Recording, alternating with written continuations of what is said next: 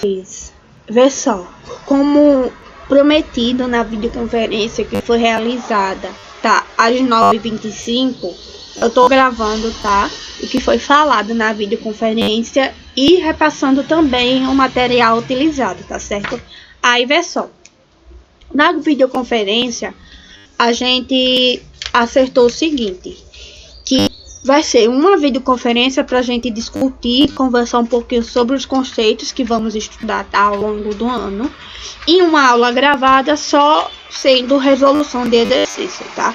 Só que aí, se eu postar a aula gravada, a outra aula de física, como temos duas, seria uma videoconferência onde eu vou iniciar, tá, retomando os pontos da aula gravada, tá certo?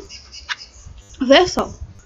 Eu iniciei hoje falando um pouquinho sobre a cinemática, tá? O que é a cinemática em si?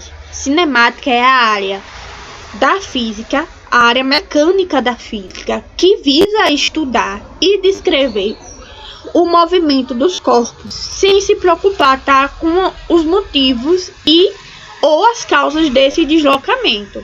Então é através da cinemática que é possível classificar e comparar os movimentos, tá? Já o motivo por que esse movimento está ocorrendo, a gente vai estudar melhor lá na parte da dinâmica, certo? Então, com essa definição básica, eu quero comentar com vocês alguns conceitos fundamentais da cinemática, tá certo?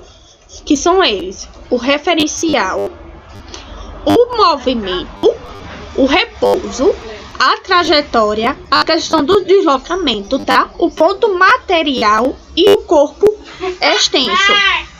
Aí, pessoal, referencial é aquele ponto que vai determinar se o objeto vai estar em movimento ou em repouso. Então, o movimento vai ser a mudança da posição do corpo, tá? Em relação ao ponto referencial, se ele está se aproximando ou se ele está se afastando desse ponto referencial, tá certo? O repouso em si é quando a posição de um objeto ele não vai se alterar em relação ao ponto referencial. E o que é a trajetória? Trajetória vai ser a linha que vai determinar as diversas posições do objeto no decorrer do tempo, certo? O deslocamento aí vai ser a distância percorrida entre o espaço inicial e final da trajetória, tá? O ponto material. O que é um ponto material? O ponto material é o corpo cujas dimensões não vão interferir no estudo do movimento, do deslocamento em si, tá? O corpo extenso, por sua vez, é o corpo cujas dimensões são importantes para entender o estudo do movimento, tá? Um exemplo desses conceitos fundamentais, que trabalha algum desses conceitos fundamentais, é essa imagenzinha que está aparecendo para vocês, tá? Onde a gente observa um corpo A e um corpo B, tá? O rapaz dentro do carro é tido como o corpo A, certo? E vai se movimentar à direita em relação ao ponto referencial. Dessa vez, adotamos como ponto referencial o corpo B. O corpo B aqui é a menina, tá, que vai estar parada próximo à faixa de pedestre. Então, sendo que o corpo B é o ponto referencial, então como é o movimento do corpo A em relação ao ponto B, tá? A gente pode observar nessa imagem, adotando o ponto referencial, o corpo B, que o corpo A ele vai realizar um movimento em relação ao ponto B. Ou seja, ele vai estar realizando uma trajetória. Por quê? Porque a distância do corpo A vai diminuir de acordo com o tempo em relação ao ponto de referência, que é o ponto B, tá? Então, note aí que o movimento realizado por um corpo vai depender muito do ponto de referência que adotamos. Por exemplo, Se tivéssemos adotado, tá, o corpo A como ponto de referência, então qual seria o movimento? Tá? Se ele estaria realizando um movimento ou um repouso, o corpo B. Se a gente adotar o ponto A, o corpo A como ponto de referência. Observem que o ponto B em relação ao corpo A vai estar em repouso, tá? Porque o corpo B, a posição dele não vai se alterar, tá? Dependendo do ponto referencial do corpo A, certo? Então, é importante ver que o estudo do movimento em si vai depender muito, tá, do deslocamento, vai depender muito do ponto referencial que se é adotado para esse estudo, certo? Aí vejam só, o tipo de trajetória que é realizado, a classificação dele pode ser retilíneo, tá? Quando o movimento é realizado em uma linha reta. No caso desse exemplo aí, é um movimento retilíneo, tá? E também pode ser um movimento curvilíneo, quando esse movimento vai ser realizado em a trajetória de uma curva, certo?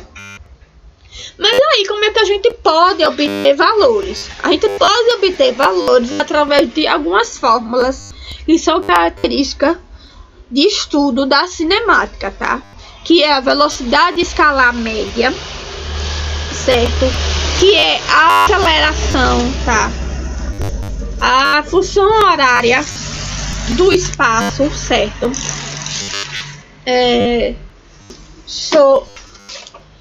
A função horária do deslocamento, tá? A função horária da velocidade, a função horária da posição em relação ao tempo, certo? Então, assim, hoje eu vou mostrar para vocês algumas dessas fórmulas que a cinemática estuda, tá? E algumas que eu coloquei aqui foram utilizadas para a atividade que eu passo para vocês. Tanto antes da quarentena, como eu coloquei novamente no Classroom, tá certo? Vê só, a velocidade escalar média, tá?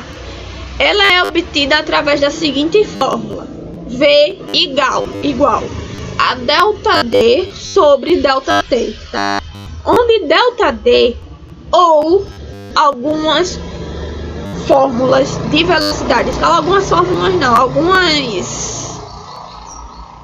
em alguns lugares, em alguns outros livros, o delta D vai aparecer como delta S, tá? Mas vai ser a mesma coisa, vai significar ser a variação da distância percorrida, certo? Que a gente pode obter da seguinte forma: distância final menos a distância inicial, tá? Dividindo a variação do tempo, que a gente obtém da mesma forma, porém vai ser tempo final menos tempo inicial, tá? Então, dividindo a variação da distância pelo tempo, a gente obtém a velocidade escalar média, certo? E como é que a gente obtém a aceleração? Vê só, a aceleração ela obtém através da seguinte fórmula, tá? Que é A igual a delta V sobre delta T, onde delta V vai ser a variação da velocidade. Tem o mesmo jeito de calcular a variação da distância e a variação do tempo, onde vai ser a variação da velocidade, tá, final menos a velocidade inicial. A gente obtém a variação da velocidade com isso, certo? E a variação do tempo, você já tem o costume de calcular, já sabe como é que se é obtida, tá certo? E a função horária do deslocamento? Vejam aí como é a fórmula da função horária do deslocamento. É S igual a S0 mais V vezes delta T. Lembram quando eu falei com vocês sobre a fórmula da velocidade escalar média, onde aparece delta T? Na função horária do deslocamento, em vez de aparecer a letrinha D, aparece a letrinha S, tá? Mas tem a mesma significado. S vai ser posição distância, tá? Final. S0 vai ser posição inicial ou distância inicial, tá? Onde V é a velocidade e ΔT é o intervalo de tempo ou variação do tempo, certo?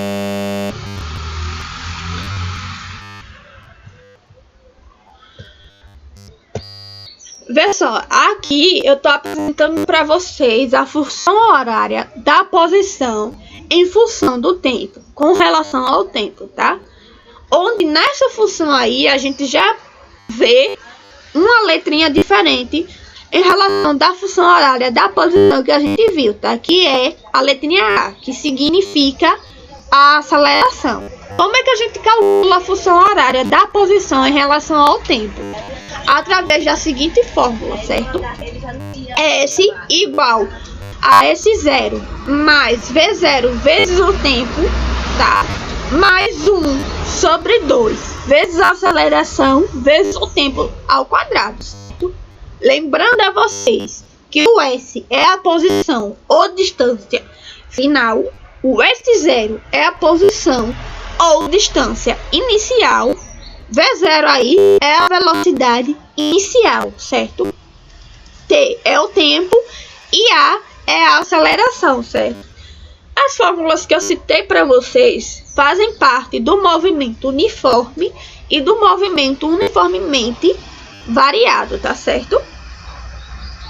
Onde o movimento uniforme vai estar relacionado ao estudo em que o intervalo de tempo de um corpo percorre sempre a mesma distância. O seu movimento vai ser classificado como uniforme. Por quê? Porque o intervalo de tempo vai ser igual, tá certo? Sendo assim, a velocidade vai ser constante e diferente de zero ao longo do percurso. Já no movimento uniformemente variado, a velocidade vai variar em quantidades iguais no mesmo intervalo de tempo, tá certo? Mas porém aí o movimento vai ser caracterizado como uniformemente variado, por quê? Porque a aceleração vai ser constante e diferente de zero, certo? Então, com essa pequena revisão da cinemática em si, eu coloquei uma atividade com 4 questões, tá? Onde a gente vai utilizar algumas fórmulas da cinemática, certo? Onde a primeira questão, ela diz o seguinte: uma ave migratória, ela consegue voar enormes distâncias, certo? E supunha que ela consiga voar com velocidade constante de 25 metros por segundo durante o período de uma semana. Então, qual teria sido a distância em quilômetros percorrida pela ave durante esse período? Vê só, a primeira coisa que eu indico a vocês é sempre separar os dados que a questão está fornecendo, tá? Nessa primeira questão, que a resolução está aqui nesse primeiro quadrado, tá certo? A velocidade que a questão forneceu foi de 25 metros por segundo. O tempo foi de uma semana, tá? E ele pediu aí, porém, a distância em quilômetros. Então, qual é a fórmula que a gente utiliza? A fórmula da velocidade escalar média, que é V igual a ΔD sobre ΔT. Mas vamos observar uma coisa. Vejam só que a unidade da velocidade está diferente da unidade que está pedindo a distância, certo? A velocidade está no Sistema Internacional de Medidas, está em metros por segundo. Já a distância está sendo pedida em quilômetros. Então aí a gente observa que se faz necessário uma transformação de unidades, tá? A gente pega a velocidade de 25 metros por segundo e transforma para quilômetros por hora. Realiza a multiplicação de 25 vezes 3,6 e aí a gente já obtém o valor que foi de 90 km por hora, certo? Mas aí como é que a gente calcula o tempo nessa questão? Vê só, o tempo que foi fornecido foi de uma semana. Uma semana tem quantos dias? Não tem 7 dias? Então, um dia vai ter quantas horas? 24 horas. Então, como é que a gente obtém o tempo em horas? Só multiplicar 24 horas vezes 7. Aí a gente obtém o tempo total de uma semana, tá? Que foi de 168 horas. Após isso, a gente substitui esses dois valores, tá? Na fórmula da velocidade escalar média. Substituindo, a gente obtém a distância em torno de 15, certo? 1.120 km por hora, tá? A segunda questão, ela dizia o seguinte: no instante de tempo t0 do tempo inicial, o corpo encontra-se numa posição de 3 metros com relação aí ao sistema de referência, que ele fala do SI, o Sistema Internacional de Medidas, tá? Movendo-se com uma velocidade de 10 metros por segundo. Então, represente a função horária da posição desse móvel. Qual é a função horária da posição? Tá? A função horária da posição, ela é obtida através da fórmula S igual a S0 mais V vezes delta T, tá? Então, nessa questão, ele não está pedindo nenhum resultado da posição final. Ele só está pedindo a representação da função horária, tá? Da função horária da posição desse corpo. Então, aqui a gente só vai substituir os dados que a questão está fornecendo, que foi a posição inicial de 3 metros, tá? E a velocidade de 10 metros por segundo. Aí a gente já conseguiu resolver a segunda questão. A terceira questão, ela foi um pouquinho mais complicada de se resolver, tá? Em relação às outras. Por quê? Porque ela dizia o seguinte: o motorista dirige seu carro a uma velocidade, tá? De 110 km por hora, quando avista uma placa de pare. Ao acionar os freios, ocorre desaceleração constante, certo? Então o carro leva um tempo de 4 segundos até parar completamente. Então qual seria, tá, a distância percorrida pelo automóvel até a freagem total dele, certo? Então olha só, separando, tá, os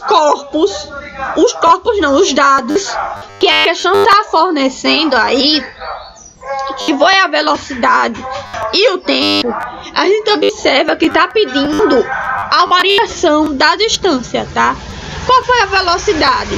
Foi de 110 km por hora, certo? E o tempo? O tempo foi de 4 segundos. Então, observe que as unidades estão diferentes em relação ao tempo, porque a unidade do tempo na velocidade está em horas e a unidade do tempo está em segundos, então está diferente em si. Então, como é que a gente faz aí? A gente adota o Sistema Internacional, o SI, o Sistema Internacional de Medidas, certo? Que é em metros por segundo. Então, o que é que a gente faz? A gente vai realizar aí uma pequena transformação de unidades. Lembrando que a fórmula que vai ser utilizada nessa terceira questão é a fórmula da função horária da posição em função do tempo, tá? Que é S igual a S0 mais V0 vezes T mais 1 sobre 2 vezes a aceleração vezes T ao quadrado. Só que aí a gente vai fazer um pequeno rearranjo, tá? Onde a gente vai passar a distância inicial para antes da igualdade. Se ela está positiva, a gente passa com o sinal trocado, certo? Então vai passar a ser menos S0. Só que aí note que como é que fica o rearranjo agora? S menos S0 igual a V0 vezes T mais 1 sobre 2 vezes A vezes o tempo ao quadrado. Note que S menos S0 é a variação da distância. Então, a gente pode escrever aí como delta S, certo? Feito esse rearranjo que eu relatei para vocês, a gente agora vai prestar atenção, tá? Nos dados que a questão forneceu. O primeiro de tudo aí é a realizar a tensão de unidades que eu relatei para vocês no início, tá? Só que aí, porém, a gente vai transformar de quilômetros por hora para metros por segundo, adotando, lógico, o Sistema Internacional de Medidas, certo? Como é que a gente faz essa transformação?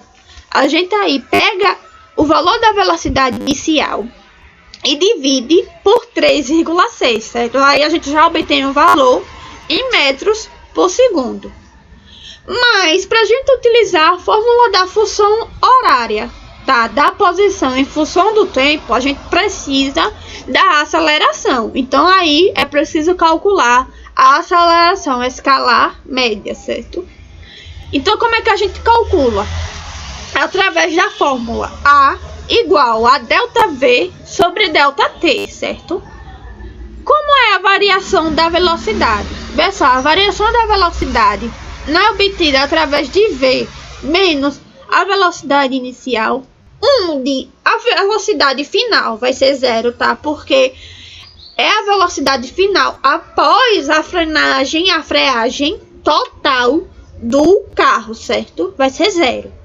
Menos a velocidade inicial que a gente obteve ela em metros por segundo, certo? Dividindo a variação do tempo, e essa variação do tempo a questão forneceu, que foi de 4 segundos. Após isso, a gente obtém o valor da aceleração, e aí a gente pode utilizar a fórmula da função horária do deslocamento em função do tempo, tá certo? Então, substituindo os valores, a gente obtém o valor de ΔF, tá? De 61,16 metros, certo? A quarta questão, ela também utilizava como base para resolver a fórmula da função horária do deslocamento em função do tempo, tá certo? Só que ela pedia o seguinte, ela pedia para se calcular, tá? Ela pedia para se calcular, não. Ela pedia o seguinte, a função horária da posição de um ponto material dada em unidades do Sistema Internacional do famoso SI, que se move em aceleração constante, é fornecida pela seguinte fórmula, S igual a 15 mais 10 vezes T mais 2 vezes T ao quadrado, tá? Então, sua velocidade inicial, sua posição inicial e sua aceleração são, respectivamente, iguais a... Então, eu ofereci nessa questão 3 alternativas.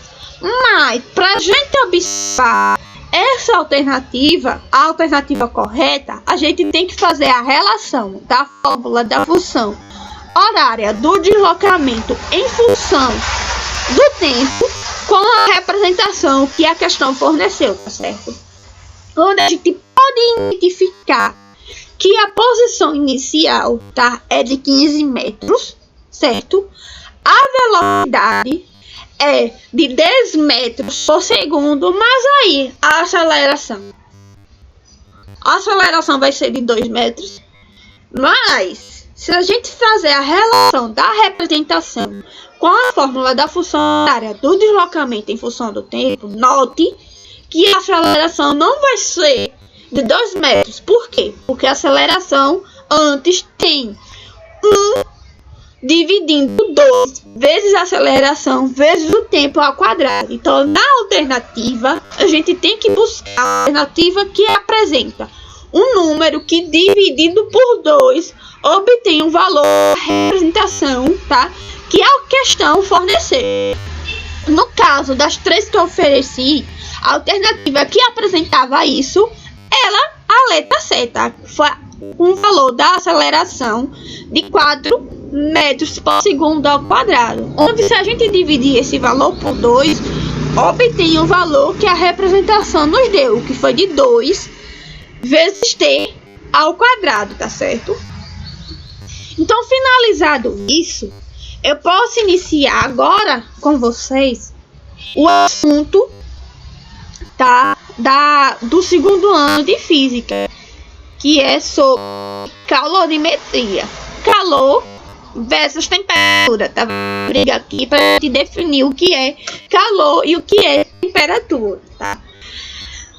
Calorimetria é uma área da física que vai estudar o calor, tá certo? E a sua medida e seus processos de transferência. Então, para isso a gente precisa definir o que é cada um, tá certo? O que é temperatura, o que é calor, para a gente estudar, tá? A sua medida e como é o processo de transferência, tá certo? Eu já estou agora dando alguns spoilers das definições de cada um, certo? Pessoal, primeiro de tudo, vamos estudar o de temperatura, tá?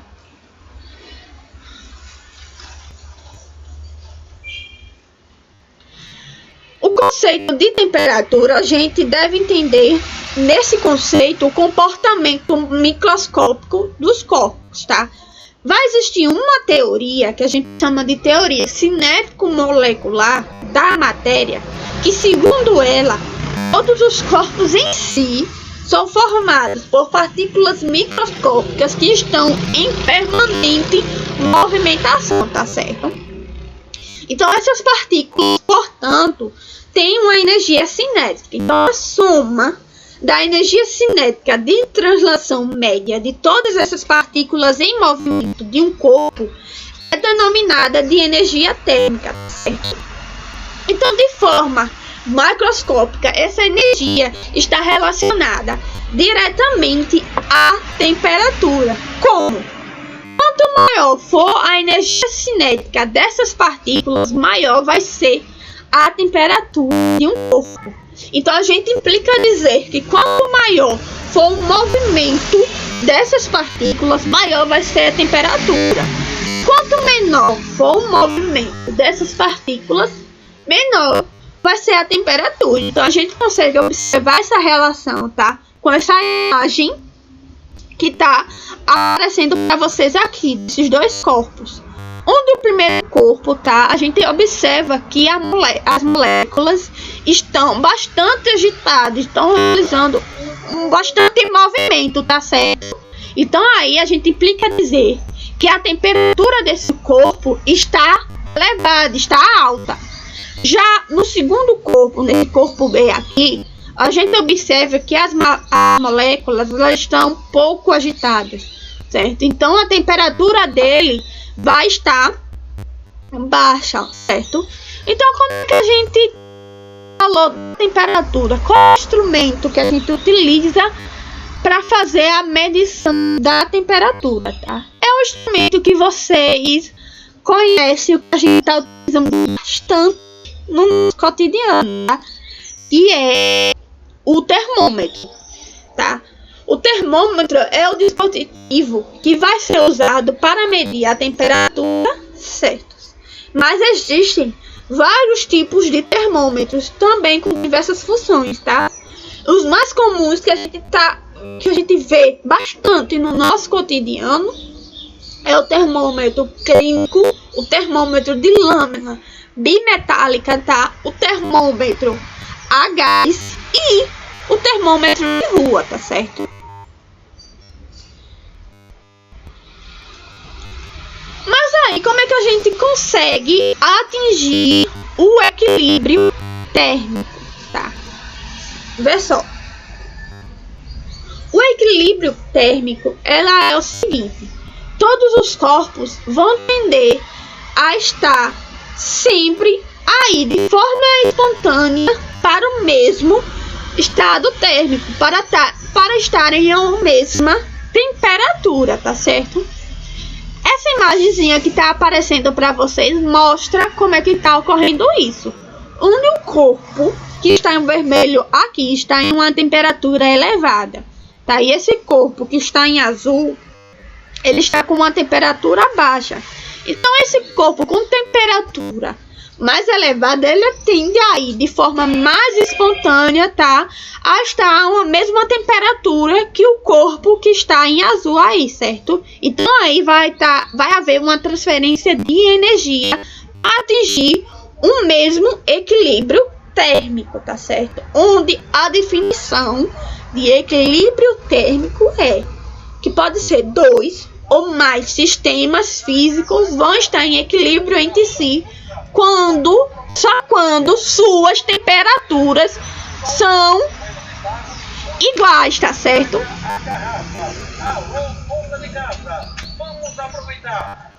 Então, é com esse equilíbrio térmico que eu digo para vocês aí a definição de calor. Por quê? Porque calor vai ser a transferência espontânea de energia, tá? Entre corpos que se encontram em diferentes temperaturas. Então, calor significa ser uma forma de energia, tá?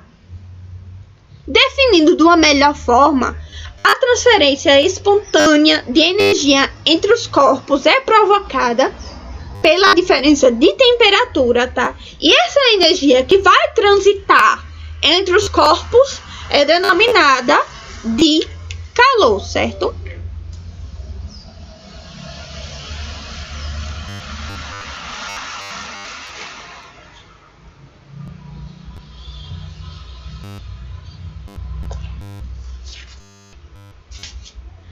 Energia interna. Vê só. Além da energia potencial química e a energia cinética de translação, as partículas, tá, de um corpo também apresentam uma energia cinética de vibração e rotação, tá? Então, as somas da energia cinética, tá, e potencial de todas as partículas do corpo é chamado de energia interna. Então, a gente pode definir que a energia interna é a soma de energia decorrente da movimentação das partículas de um corpo, que é a energia cinética, certo? Com a energia de ligação, que é a energia potencial, tá? Entre átomos e moléculas. As partículas de um sistema, ele tem vários tipos de energia, tá certo? E a soma de todas elas é o que chamamos de energia interna do sistema. Vê só como é uma energia interna do sistema sólido, líquido e gasoso. Veja como é a movimentação e o espaço de movimentação entre esses três sistemas do estado físico. Vê só, no estado sólido, as partículas não têm praticamente espaço para realizar a movimentação, certo? Diferentemente do que ocorre no sistema líquido, onde as partículas aí começam a ter alguns espaços para poder realizar a sua movimentação, tá? Já no sistema gasoso, como eles têm amplos espaços, então a partícula já tem um espaço amplo para realizar sua movimentação, tá certo? Então a energia de cada um desses sistemas vai ser diferente, tá? Então aqui a gente pode partir de como é que a gente vai medir a temperatura, certo? Quais são as escalas utilizadas? As escalas mais comuns, tá, para medição de temperatura, as escalas mais utilizadas são a Celsius, tá, a Fahrenheit e a Kelvin.